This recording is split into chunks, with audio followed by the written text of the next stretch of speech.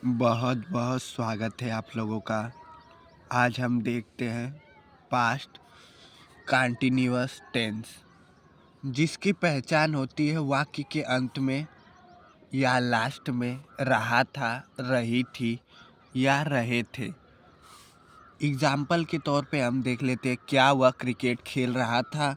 वाक्य के अंत में, हिंदी वाक्य के अंत में रहा था मतलब पास्ट कंटीन्यूअस टेंस है। अगर हम इसकी अंग्रेजी बनाएंगे तो पास्ट कंटीन्यूअस टेंस का ही नियम लगाएंगे। दूसरे से और आपको अच्छा समझ में आएगा।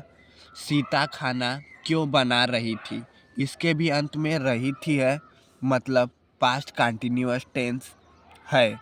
जब भी हम इसके अंग्रेजी बनाएंगे तो इसका ही हेल्पिंग वर्ब, मेन वर्ब, इन सब का प्रयोग करेंगे। तीसरा, रमेश नाच रहा था, ये भी पास्ट कंटीन्यूअस टेंस का ही उदाहरण है, अंत में रहा था है।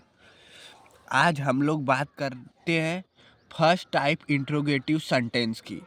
निगेटिव सेंटेंस, नकारात्मक वाक्य और सिंपल सेंटेंस का पिछले वीडियो में हो गया था कि उसको हम अंग्रेजी में कैसे बनाएं। अब देखते हैं फर्स्ट टाइप इंट्रोगेटिव सेंटेंस। मैंने हर वीडियो में बताया है कि केवल पढ़ने के लिए ही डिवाइड किया है। ये फर्स्ट टाइप इंट्रोगेटिव सेंटेंस है जिसमें क्या, क्यों, कब, कैसे वाक्य के शुरुआत में ही हो। सेकेंड टाइप इंट्रोगेटिव सेंटेंस जिसमें प्रश्नवाचक शब्द बीच में हो। यह केवल पढ़ने के लिए ताकि आसानी हो। तो आज हम देखते हैं फर्स्ट टाइप इंट्रोगेटिव सेंटेंस जिसमें प्रश्नवाचक शब्द क्या, क्यों, कब, कैसे वाक्य के शुरुआत में ही हो। जैसे क्या वह क्रिकेट खेल रहा था, जो प्रश्नवाचक शब्द है क्या, वह वाक्य के शुरुआत में ही है। दूसरा सेंटेंस देख लीजिए, क्यों सीता नाच रही थी, जो प्रश्नवाचक शब्द है क्यों, ये वाक्य के शुरुआत में ही है। तो हम कह सकते हैं यह फर्स्ट टाइप इंट्रोगेटिव सेंटेंस है। किस सेंटेंस का मतलब किसका बेटा है, किसके अंतर्गत है, तो पास्ट कंटीन्यूअस टेंस के अंतर्गत। अब हम इसके अंग्रेजी कैसे बनाएं। देखिए, जब भी कोई भी प्रश्नवाचक शब्द आगे हो किसी भी सेंटेंस में, तो हम सबसे पहले उस सेंटेंस की हेल्पिंग वर्ब को लिखते हैं। पास्ट कंटीन्यूअस टेंस की हेल्पिंग वर्ब है वाज, वेयर, ये हो गया। फिर उसके तुरंत बाद हम सब्जेक्ट को लिखते हैं। फिर उसके तुरंत बाद यदि वाक्य में निगेटिव है तो नॉट का प्रयोग करेंगे, अगर निगेटिव नहीं है तो इसका प्रयोग नहीं करेंगे। फिर उसके तुरंत बाद हम मेन वर्ब पे आ जाएंगे। मेन वर्ब जहाँ भी रहा था, रही थी, रहा है, रहा होगा, तो रहा था मतलब कंटिन्यूअस है तो मेन वर्ब में आईएनजी लगेगा प्लस ऑब्जेक्ट,